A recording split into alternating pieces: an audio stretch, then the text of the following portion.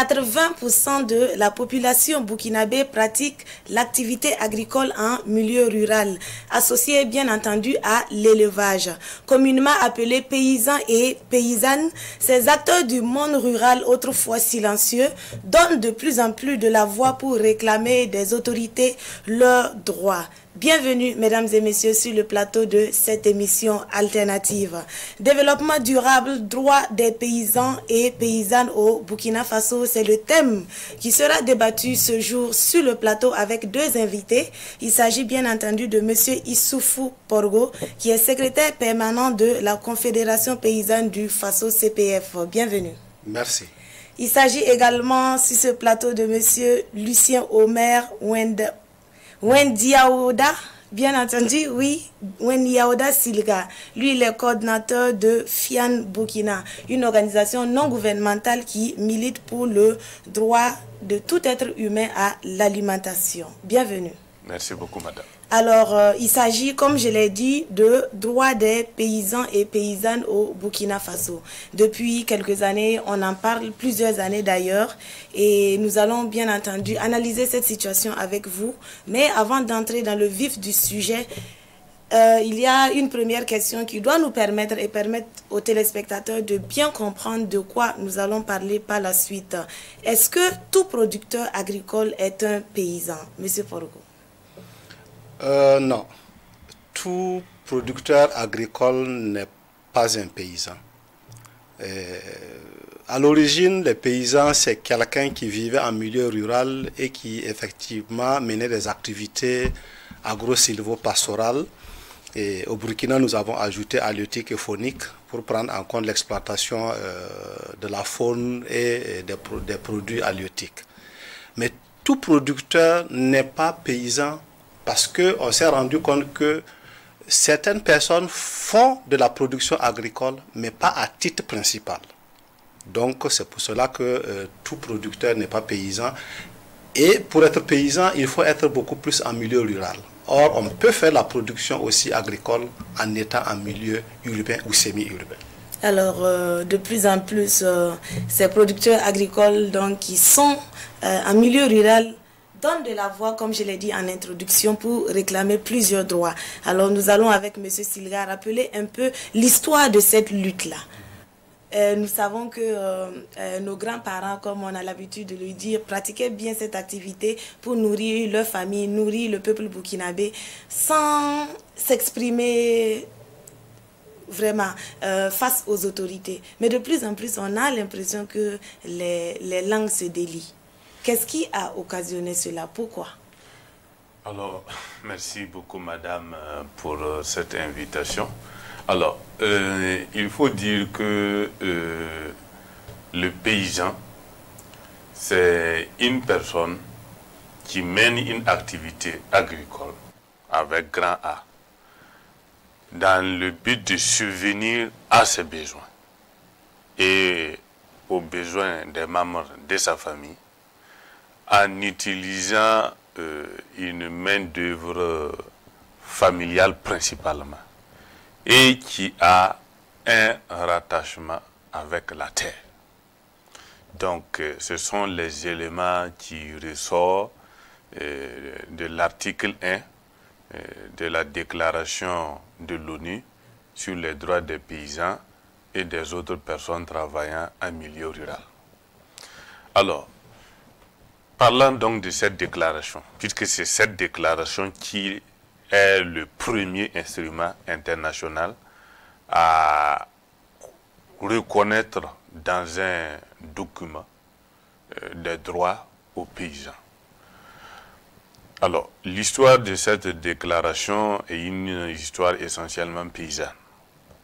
Donc, l'initiative a été portée d'abord par les paysans indonésiens qui étaient face à un certain nombre de situations, notamment l'accaparement de leurs terres. Ces paysans se voyaient retirer leurs terres au profit des personnes non paysannes. Et quand elles voulaient revendiquer ces terres, elles étaient victimes de violences policières. Ces personnes n'étaient pas considérées dans la société. Donc, à un certain moment donné, ces paysans se sont dit qu'il fallait essayer d'obtenir de la communauté internationale un document qui leur reconnaît un certain nombre de droits. Et c'est comme ça que c'est parti. Alors, donc, cette initiative a été portée au niveau de la Via Campesina, qui est la fêtière mondiale des organisations paysannes, si on peut le dire ainsi, et de processus en processus, on est venu à faire en sorte que cet objectif-là fasse son entrée au niveau du Conseil des droits de l'homme. Et pour qu'il en soit ainsi, il fallait qu'un État accepte de porter cette cause à ce niveau-là. Et il s'est trouvé qu'en ce moment, il y avait un président indigène qui dirigeait une nation, la Bolivie, notamment M. Evo Morales, qui était un indigène, qui a accepté justement porter cette cause-là au niveau du Conseil des droits de l'homme, qui a accepté de mettre en place un groupe de travail sur ce projet-là de déclaration. Et on a abouti le 17 décembre 2018 à une résolution portant déclaration de l'ONU sur les droits des paysans et des autres personnes travaillant en milieu rural. Voilà un peu résumé le processus. C'était donc le coup de grâce que ce président ait accepté porter cette lutte-là. Ouais, bien entendu. Et M. Porgo, au plan national au Burkina, comment ces paysans-là sont organisés pour parler la même voix? Alors, au niveau national, on a plusieurs organisations paysannes qui existent. Il faut rappeler que les paysans burkinabés sont organisés depuis le village jusqu'au niveau national. Et la Confédération paysanne du Faso est aujourd'hui la fêtière des principales organisations paysannes qui existent. Et ils sont organisés autour des filières, les principales filières agricoles. Et donc nous avons des coopératives à la base, on a des unions de coopératives, on a des fédérations de coopératives et on a la Confédération paysanne. À côté de la Confédération paysanne, nous avons la Chambre d'agriculture qui est une chambre consulaire, donc aussi qui accompagne les paysans dans leurs différentes activités. Donc voilà un peu les principales organisations que nous avons. Il y en a beaucoup, on ne va pas rentrer dans les détails, mais au sein de la Confédération paysanne du Faso aujourd'hui, nous avons 15 organisations fêtières nationales, organisées autour du coton, du riz, du lait, de la banane, de la mangue, etc. pour pouvoir défendre et leurs droits d'existence, mais aussi tous les autres droits qui les sont reconnus par les traités et puis les lois au niveau international. Et justement, quels sont les droits les plus essentiels que ces paysans-là défendent aujourd'hui? Alors, les paysans burkinabés ont défendu d'abord le droit qu'on puisse les reconnaître comme un corps professionnel.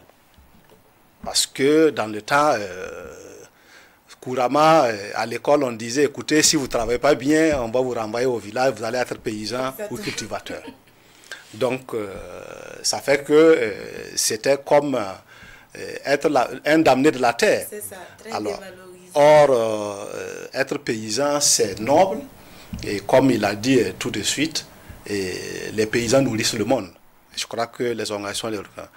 Donc, les paysans burkinabés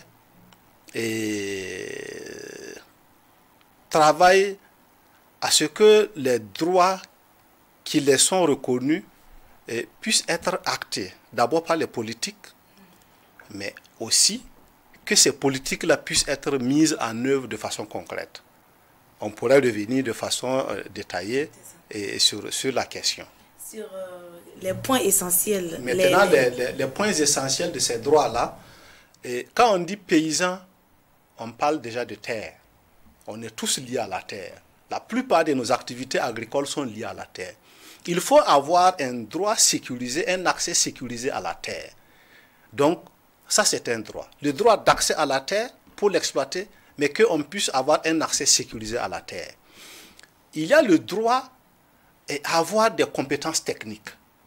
Parce que si nous devons nourrir le monde, nous devons être capables de produire en quantité et en qualité pour nourrir nos concitoyens. Ça nécessite des compétences. Le paysan avait un savoir-faire traditionnel qui lui permettait de produire. Mais avec les besoins de plus en plus élevés en denrées alimentaires, il faut améliorer ses compétences. Donc c'est un droit. Et le droit comment dire, a contribué à la mise en place des politiques et à leur mise en œuvre. Parce que on ne peut plus faire les politiques qui impactent la vie des paysans sans les paysans. Il faut qu'ils soient là pour pouvoir dire exactement ce dont ils ont besoin. C'est eux qui savent ce dont ils ont besoin et on doit faire les politiques en conséquence. Donc ils doivent être là pour être dans l'élaboration des politiques et dans la mise en œuvre des politiques.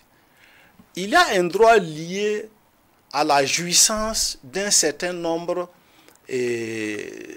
d'avantages liés aux ressources. Vous savez, le monde aujourd'hui, on exploite les ressources qui sont des ressources dans les terroirs des paysans. Et souvent, on les exploite soit pour la médecine, soit pour l'agriculture, soit pour l'alimentation, sans que les droits leur reviennent. Ça, c'est un élément sur lequel aussi il faut mettre le point. Alors, de façon globale, on peut dire qu'ils ont le droit à l'alimentation, mais le droit à la souveraineté alimentaire. Parce que ce sont des éléments très importants. Donc voilà, si on veut caricaturer un peu les principaux droits, en tout cas sur lesquels on se bat. Peut-être que M. Silga pourra apporter également quelques précisions. Avant d'être coordinateur donc, de FIAN, vous êtes également juriste et votre organisation collabore avec plusieurs organisations donc, fêtières au niveau international. Qu'est-ce que vous pensez des droits revendiqués aujourd'hui par les paysans et les paysannes burkinabés? Et est-ce que véritablement vous avez l'impression qu'ils auront gain de cause? Comme M. Porgo l'a dit, les paysans avaient toujours des droits. Mais seulement ces dernières années, avec la globalisation de l'économie, avec l'intrusion des multinationales dans la vie des paysans à travers plusieurs activités, hein, vous voyez, on a de plus en plus d'agro-businessmen qui veulent s'installer, l'activité minière, tout cela impacte sur vraiment un certain nombre de droits des paysans. Et comme il a dit, le plus important de tous ces droits-là, à mon sens, semble être le droit au foncier. Le droit d'accès au foncier, un accès sécurisé. Et c'est d'ailleurs pour cela qu'au niveau du Burkina Faso, on a adopté en 2009 la loi portant un régime foncier rural, qui est une loi qui devrait permettre de sécuriser les exploitations agricoles familiales. Donc, si pour un capitaliste, la monnaie, l'argent est très important, constitue son capital, pour un paysan, son capital, c'est la terre qu'il exploite. Donc, pour un paysan, l'accès à la terre est très fondamental. Il y a aussi l'accès aux semences, l'accès aux moyens de production et aux services. Parce que les présidents doivent pouvoir être accompagnés. Quant à l'accès au crédit, tout le monde a accès au crédit, mais quand un paysan veut aller dans une banque pour pouvoir pour demander un crédit, c'est très compliqué. Parce qu'il faut des garanties. Exactement. Donc il faut justement des outils adaptés justement à leur situation. Bon, donc il y a aussi un droit qui est très important et non des moindres, c'est le droit à la participation. Youssouf l'a évoqué tout à l'heure. Donc, tout ce qui est fait sans les paysans n'est certainement pas dans l'intérêt des paysans. Donc, il faut désormais un processus bottom-up comme bottom-up process, c'est ce que les Anglais disent, c'est-à-dire un processus de bas vers le haut. Donc ça veut dire que les paysans doivent être au début de la conception, de l'élaboration des lois les concernant et aussi à la mise en œuvre. Donc voilà un peu ce qu'on peut considérer comme état des droits essentiels pour les paysans. Alors, M. Porgo, est-ce qu'au niveau politique, vous l'avez si bien dit, il faut que ces droits-là soient pris en compte dans les différentes politiques nationales en matière d'agriculture. Est-ce qu'aujourd'hui, la voix des paysans est entendue au niveau des autorités? Alors, disons que c'est mi-figue, mi-raisin. Parce que depuis pratiquement les années 90, les paysans ont tout fait pour que leur voix soit entendue. Elles ne se sont plus contentés d'être là pour attendre qu'on les donne l'aumône. Ils ont pris conscience qu'ils doivent réclamer leurs droits. C'est pour cela qu'on a des organisations fêtières de plus en plus qui sont là et la création de la Confédération paysanne du Faso participe à cela. Alors, je dis mi-figue, mi-raisin parce que une chose est de consulter les gens et une chose est de faire des propositions, mais l'autre est que ces propositions soient exactement, réellement prises en compte, mais qu'elles soient exactement mises en œuvre. C'est là où le bas blesse. Sinon, il faut reconnaître qu'effectivement, de plus en plus, les organisations paysannes, en tout cas à travers la Confédération paysanne du Faso, sont consultées. Mais j'avoue que sur certains points, nous ne sommes pas satisfaits de la façon dont nous sommes d'abord consultés et ensuite de la façon dont nos propositions sont prises en compte ou mises en œuvre. Et je crois que c'est là-bas que nous avons encore un grand travail à faire. Et qu'est-ce qui cloche? Parce qu'il faut que... pourquoi est-ce que vous n'êtes pas satisfait? Quels sont ces points? Si l'on peut avoir quelques exemples. Bon. Tout de suite, on a parlé de l'accès à la terre. Et on a fait beaucoup d'activités, d'interpellation pour pouvoir avoir d'abord une politique nationale de sécurisation en milieu rural qui a été adoptée. Et pour l'opérationnaliser, on a voté la loi 034-2009 portant régime foncier rural dont M. Silera venait de parler tout de suite. Mais lorsque vous regardez, les instruments de mise en œuvre de cette loi n'ont pas été mis en place. Il n'y a pas les services fonciers ruraux parce que ce sont les collectivités territoriales qui devaient au niveau des communes mettre en œuvre cette loi, mais elles ne sont pas dotées de services fonciers ruraux. Et ces services fonciers ruraux devaient être accompagnés par des comités fonciers au niveau villageois, des commissions de conciliation foncière, mais ne sont pas mises en place. Là où elles sont mises en place, elles ne sont pas fonctionnelles. Du coup, depuis 2009, nous avons une bonne loi dans son ensemble qui est même jalousée par d'autres pays. Et certains pays sont venus prendre l'exemple sur le Burkina pour aller faire les lois. Comme d'habitude. Comme d'habitude, mais malheureusement, elle n'est pas mise en œuvre. Au jour d'aujourd'hui, il y a très peu de paysans burkinabés qui détiennent un titre de possession foncière. Alors que ça devait être la chose la plus basique. En ville, quand on fait le lotissement, tout de suite, mais les gens ont leurs documents. Pourquoi, en campagne, je ne peux pas avoir les documents qui me confèrent la possession de mon lopin de terre pour pouvoir jouir des fruits qui sont dedans? Et un autre paradoxe, c'est que même quand la loi dit que quand vous avez un titre, genre l'attestation de possession foncière, vous pouvez l'utiliser pour pouvoir accéder au crédit comme le Sénégal le disait tout de suite, parce que c'est le capital que les gens ont et qui peuvent prendre garantie pour avoir. Mais beaucoup d'institutions financières, au mépris de la réglementation, refusent de les prendre en compte. Mais donc, voilà par exemple un exemple qui est un exemple qui montre que, les textes existent, mais on n'a pas la jouissance des droits qui sont à l'intérieur. Alors, M. Silga, il y a eu plusieurs fois le MCA en matière donc, de sécurisation foncière qui a été mise en œuvre dans plusieurs communes. Mais après le passage du MCA, le constat est là. Même les communes dans lesquelles les organes que M. Porgo vient de présenter ont été mis en place ne fonctionnent pas. Et il y a des communes même où ça n'existe même plus. Quel est le problème au Burkina par rapport à ça? Le problème au Burkina, c'est d'élaborer des politiques et de voter des lois et de compter sur d'autres entités pour les mettre en œuvre, pour les rendre effectives. C'est ça le problème du Burkina Faso. Et dans une perspective souverainiste, on ne peut pas voter une loi et élaborer une politique et compter sur des tierces entités pour les mettre en œuvre. Ça ne va pas, ce n'est pas normal. Et effectivement, on a constaté que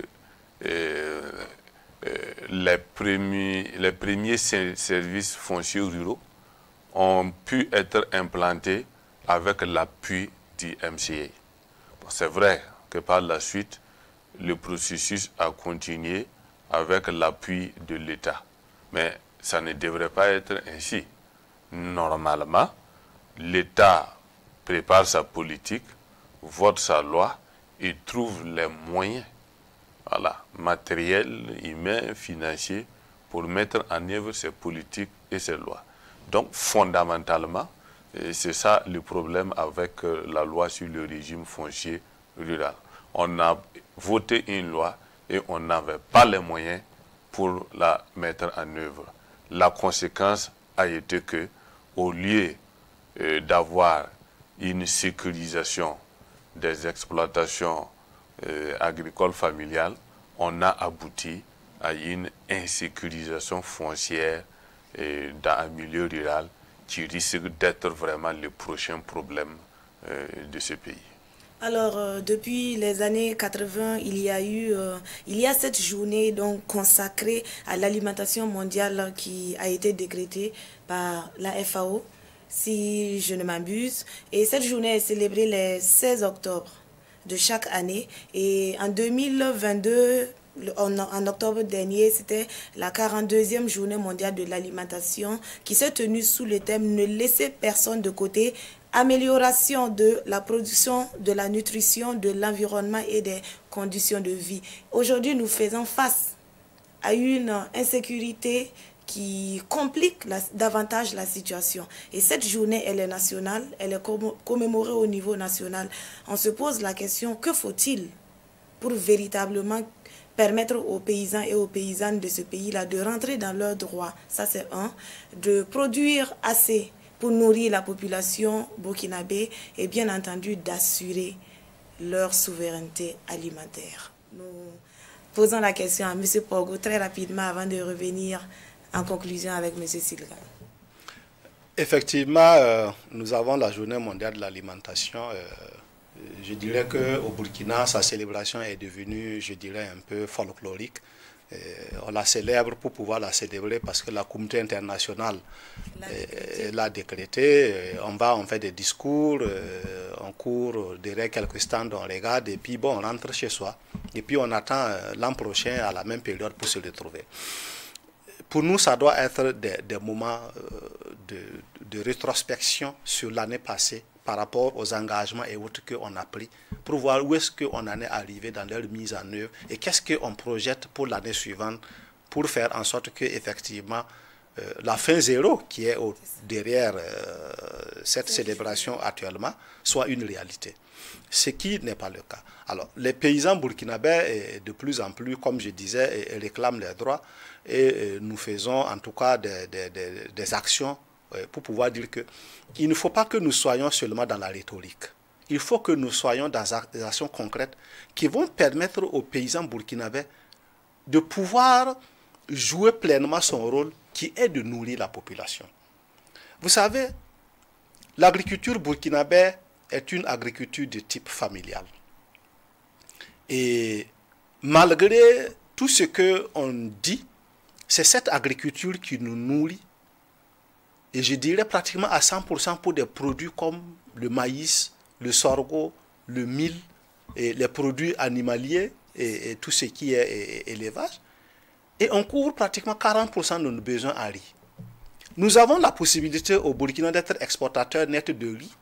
Si des investissements sont faits pour aménager tous les bas-fonds et terres irrigables qui sont là, qui peuvent être mises à profit pour produire du riz, parce que le savoir-faire paysan existe, le courage existe. Allez, nous allons nous arrêter là avec vous pour permettre à M. Silga très rapidement de donner peut-être, lancer un appel aussi aux autorités en quelques secondes très rapidement parce que nous sommes à la fin de cette émission et nous pourrons revenir avec ce thème-là pour mieux l'approfondir très rapidement. Voilà. Je vais dire quelque chose de très important. Lorsqu'on parle de droit, il faut que les gens sachent qu'il y a des porteurs d'obligations et des détenteurs de droits.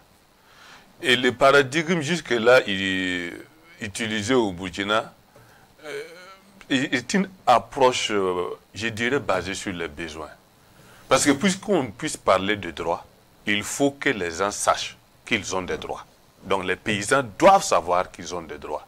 Et en cela, la Confédération paysanne, les autres fêtières, doivent faire en sorte que leurs membres, jusqu'à la base, connaissent leurs droits. Il faut aussi que les autorités sachent que quand elles agissent, ce n'est pas des œuvres charitables qu'elles font. C'est en vertu d'un certain nombre de compétences liées par rapport à des textes adoptés au niveau international et au niveau national. Donc, c'est la rencontre de ces obligations et de ces droits-là, la conscience qu'on a de ces deux éléments-là, qui vont faire que les droits des paysans puissent être une réalité. Et cela aussi doit s'accompagner avec un mécanisme de redevabilité sociale, un mécanisme de traitement des plaintes. Alors merci M. Silga. Je rappelle qu'il était question sur ce plateau de développement durable, bien entendu des droits des paysans et des paysannes au Burkina Faso et je recevais M. Omer Silga, Lucien Omer Silga qui est coordinateur de FIAN Burkina et M. Issoufou Porgo qui est secrétaire permanent de la Confédération paysanne du Faso. Merci à tous les deux d'être venus nous renseigner sur ce thème. Et à vous, fidèles téléspectateurs de Burkina Info, je vous dis merci pour votre fidélité et à très bientôt pour un autre numéro. Plaise à Dieu. Au revoir.